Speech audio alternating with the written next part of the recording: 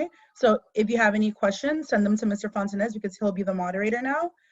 2, there is no food, no drinks, no bathrooms right now. You had a break before this, you'll have a break right after this.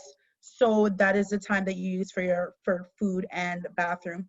And number 3, when someone's speaking, remember, just like in real class, you stop whatever you're doing and you lock your eyes to them on the screen. Okay, so at the end of Read Aloud yesterday, we finished chapter 10 of Bud Not Buddy, and Bud hops into a car and drives away. Why did Bud hop into the stranger's car and drive away? Looking for virtual hands.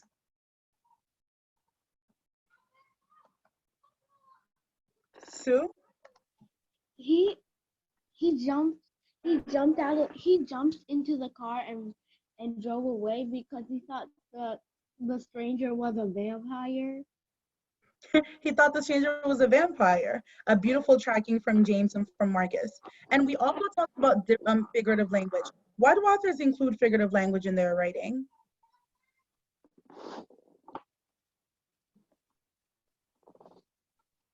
Haidar?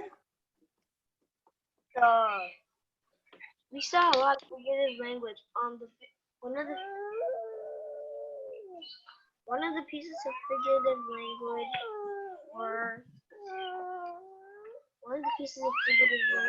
Haidar, please answer the question asked. I'm going to someone else now. Why do authors use figurative language in their writing? Makai? To make it sound better?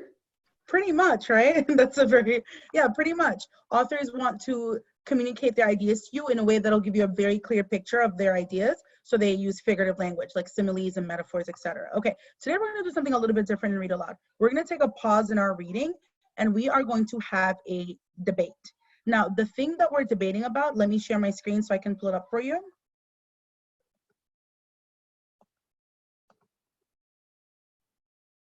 Okay, is Bud made the right decision to lie to the man. That is our statement and that is our resolution. Now, in a debate, there are 2 groups. One agrees with the resolution and one disagrees with the resolution. What do you call the group that agrees with the resolution? Type it into the chat now. What do you call the side that agrees with the resolution? I'm seeing hands. Please just type it into the chat. I'll call on somebody who shared to, or who sent it to the chat to share. Talia?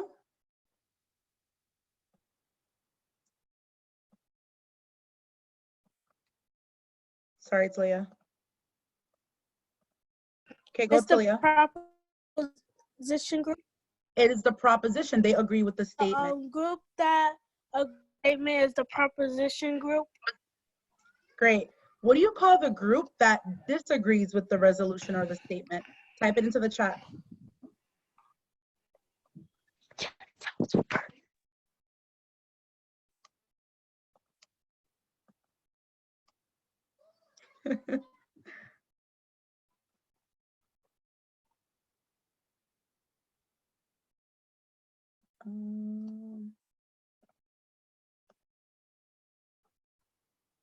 Evangeline.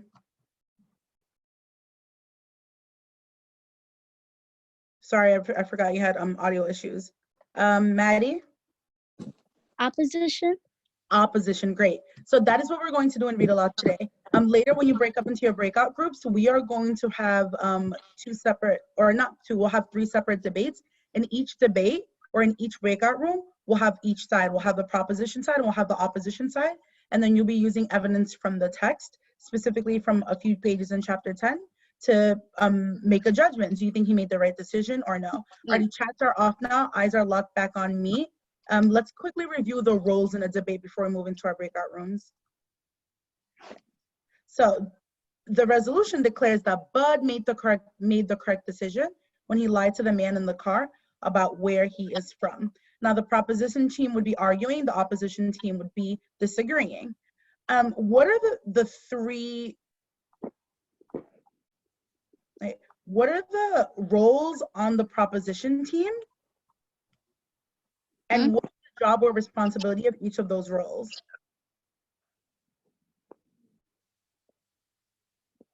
What are the roles for the proposition team? And what are the responsibilities for that role? Camilla?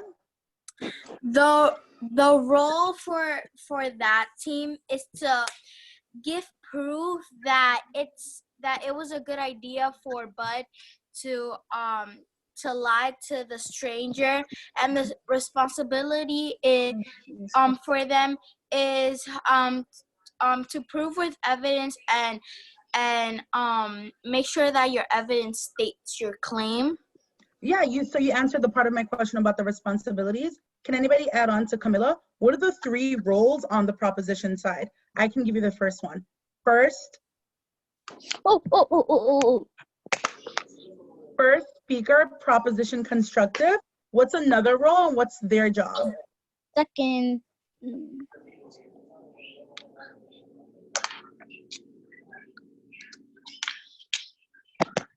Joseph? Proposition rebuttal. Proposition rebuttal. That's the person at the end who sort of wraps up the debate for the proposition side. And then what's the third role for the proposition?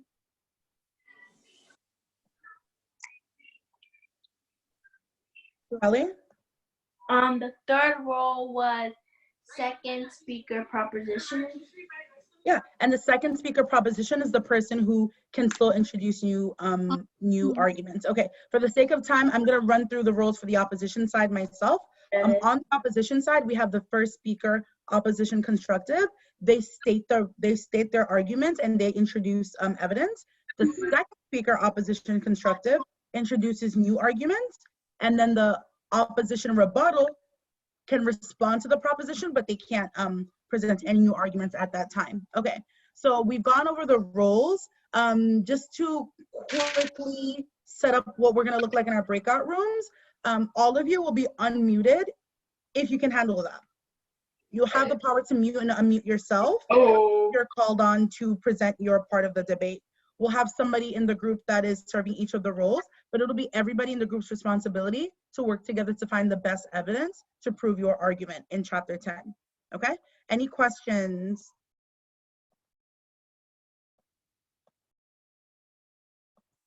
Eugene?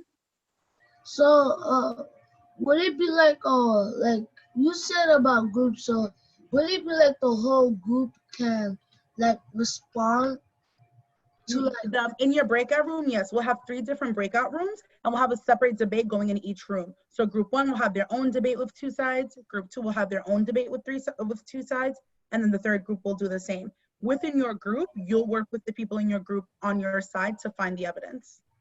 Let's take one more question.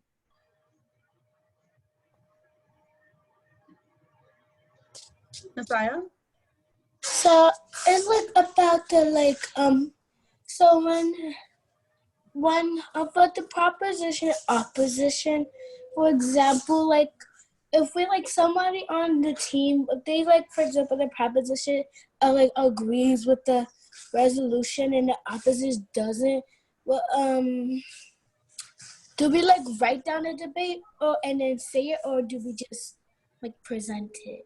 A good question. We're going to write the piece of evidence that we have to support our side down, and then when the actual debate starts, you'll be sharing your argument. Okay. All right. We're moving into our breakout rooms now. Your breakout room teacher will give you more information if you still have questions. Let's go. Let's do this. I'm excited. Mr. Wiggins, you're in breakout room 1. Mr. Fonson is in breakout room 2, and I'll be in breakout room 3. All right, see you all there.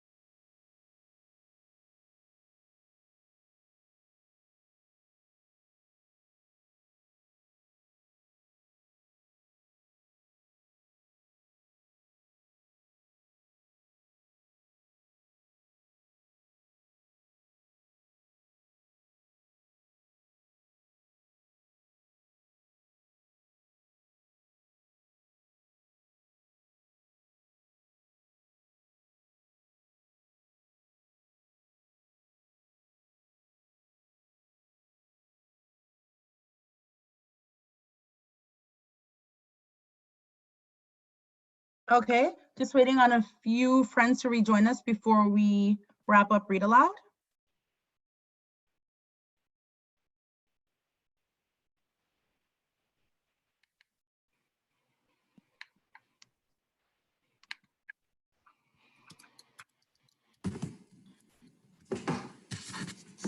Okay, all right, so the point of a debate is to persuade or convince people of your argument.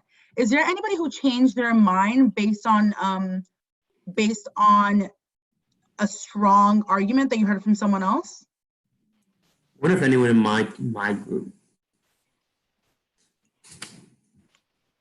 Changed their mind after the debate? No one in my group changed their mind. They was really stuck on their team. No, I was gonna say same for me. I didn't really think anybody changed. They were riding with it. They were very confident. Yeah. Yeah. Angie, you have your hand up. Did you change your mind, Angie, because of the debate? You're unmuted. So first I thought that Bud made the right decision to run away, but when I found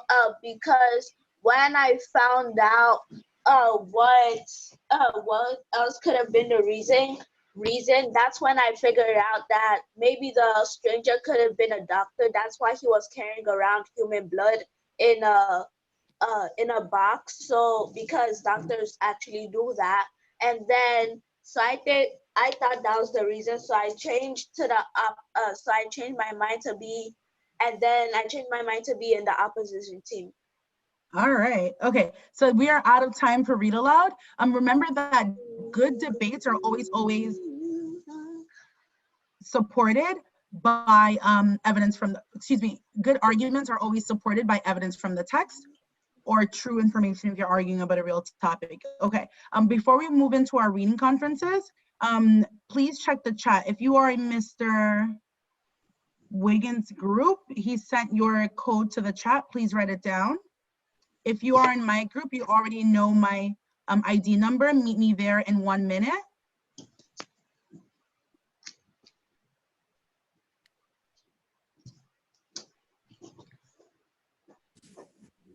Alrighty,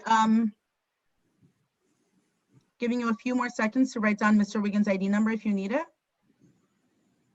I'll say it out loud actually because the screen keeps moving. 95411748883.